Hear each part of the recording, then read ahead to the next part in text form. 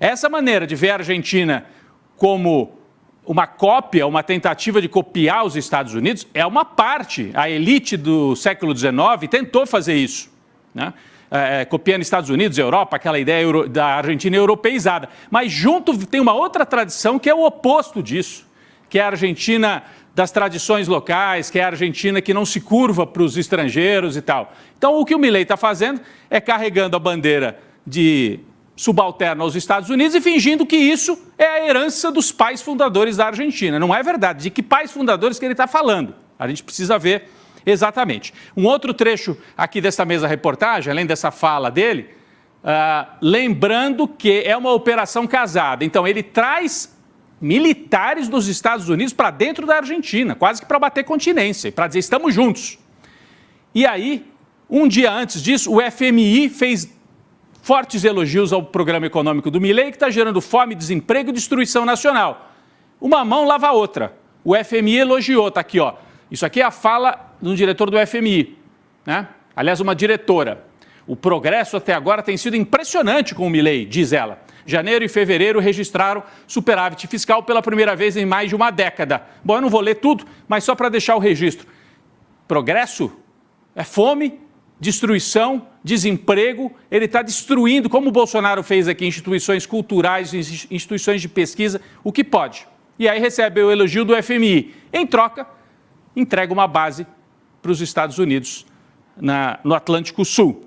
E, por fim, a oposição criticando bastante tudo isso, né? O governador da Terra do Fogo, que é contrário a essa política do Milei, fez uma crítica ferrenha, também não vou ler tudo aqui, mas dizendo justamente que a Argentina está abandonando a sua tradição, está se curvando a um projeto que é o projeto dos Estados Unidos e da OTAN, né? É isso. Então, é muito forte. Por que está havendo esse movimento? Por que o Milei está fazendo isso? Bom, para agradar os Estados Unidos no embate com a China. Então, é defender as tradições ocidentais, combater o comunismo e impedir o avanço da China no Atlântico Sul.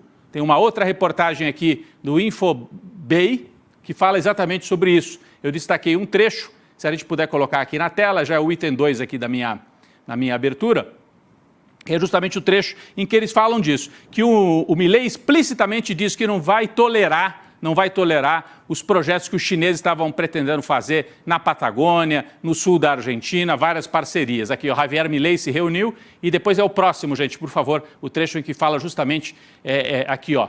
Então, cancelou a construção de centrais nucleares em Buenos Aires e descartou que Beijing, que é Pequim, né? Pequim consiga ter acesso às reservas de lítio e outros minerais que a China estava negociando com o governo anterior para ter acesso a isso tudo. É estratégico na produção de baterias e para toda a indústria. Então, é um movimento do Milei como para dizer, eu sou parte, quase uma colônia dos Estados Unidos na grande disputa do xadrez internacional contra a China e Rússia. É assim que o Milei está se colocando. E isso mostra, né?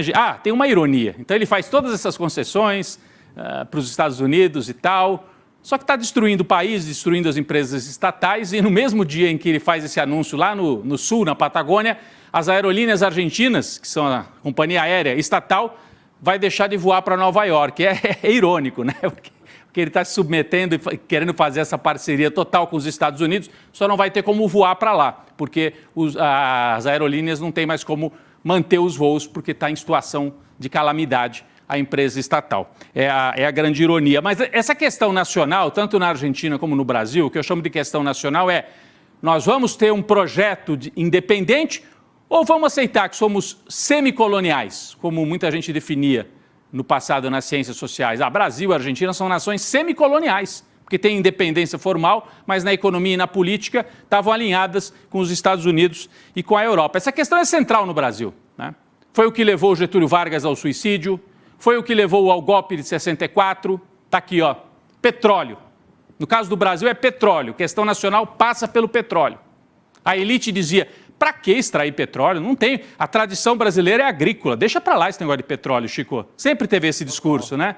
Porque o petróleo permite também industrializar o país, ter independência. E aí o Getúlio Vargas com a mão, né, tingida de petróleo, quando começa a extração de petróleo em 53, 54, logo depois ele se suicida, tem um cerco político incrível e vai ao suicídio. E o Lula repete o gesto do Getúlio. como querendo dizer, eu conheço a história e eu sei que nós temos que caminhar para a independência nacional. E a Dilma cai logo depois também por essas questões de querer construir um projeto independente do Brasil nos BRICS e tal. Isso continua. E essa disputa está aí, né? Aliás, a Gabi trouxe a manchete. A disputa para ver se o Prates fica ou não fica na Petrobras tem tudo a ver com isso. É para saber que Petrobras que nós vamos ter. Uma Petrobras que privilegia os acionistas lá da Bolsa em Nova York, ou uma Petrobras que aplica os recursos em refinaria, em gerar emprego, em fomentar a industrialização no Brasil. O Prates é um moderado, tem setores do governo que até queriam que ele avançasse mais, acham que ele está avançando pouco, mas a turma de mercado não gosta dele, porque ele mudou a política de preços assim que assumiu, por uma determinação do Lula. Sim. Foi de campanha isso.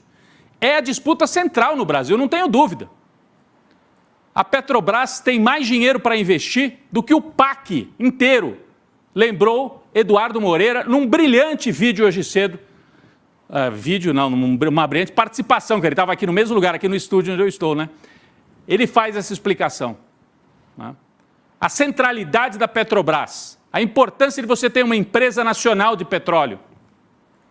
Então, é a questão nacional, é a disputa. Vamos ser independentes ou não vamos ser? O Milei aposta em não ser.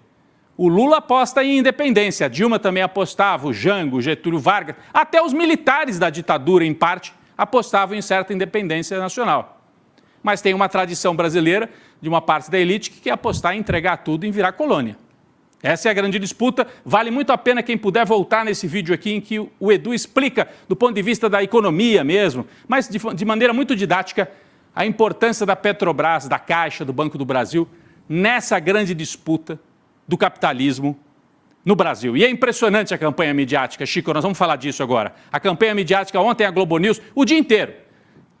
Quase um fato consumado. É um ataque especulativo, é um ataque pesado, não é? É uma campanha... Essa é novidade, né, Chico? Essa aí é novidade. Só que não, né? Só que não muito. Mas você pegar o que... Todo mundo acordou na mídia, na grande mídia, falando desse assunto hoje.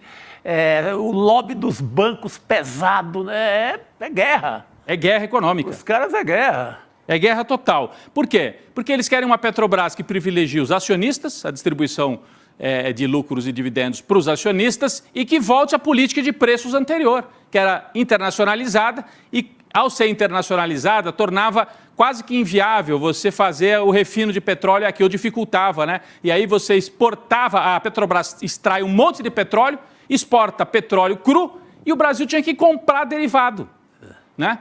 Comprar derivado de petróleo. E você na bomba sujeito ao humor internacional do preço e aumentando diariamente. Como se não tivesse uma empresa brasileira, e nós temos. Então, essa é a disputa, Gabi. Isso gera inflação, né? Quando você tem uma gasolina que sobe toda semana. Enfim, e deixa o privilégio na mão dos acionistas, de quem tem o papel. Às vezes na Bolsa de Nova York, não, ou na Bolsa de São Paulo, mas não do brasileiro comum. É uma grande disputa. Aí o Lula, né, começou a circular a ideia, tá bom, vocês querem mudança? É um ataque total? Eu vou colocar então um mercadante lá na Petrobras. E aí vem o jornalismo, esse jornalismo que vê as coisas, olha assim, tem o jornalismo que assim, gera mal-estar entre os militares, né, que é uma expressão, né? É o jornalismo engove, gera mal-estar entre os militares. E esse é o jornalismo do divã. Setor do petróleo e gás vê com preocupação mercadante na Petrobras. Olha quem é que assina a matéria, hein? Andresa Matais, né? Que já tem participações aí importantes em outros momentos, sempre defendendo um certo lado assim na história, mas tudo bem. Ela está aqui trazendo que o setor de petróleo e gás vê com preocupação mercadante na Petrobras. É uma campanha, entendeu? Não pode. Tem que tirar o prato, mas não pode ser o mercadante. Campanha aberta. E nessa hora, você vê assim, o que eu acho pior para nós e para o jornalismo é que você vê a grande mídia virando assessoria da imprensa de um setor do país. É isso. O setor financista, o setor dos bancos, deixa de ser jornalismo, ao meu ver. Porque você teria que ter os dois lados, no mínimo, especular vários nomes, ouvir várias fontes. Não, você vai só numa fonte só e ataque total na Petrobras.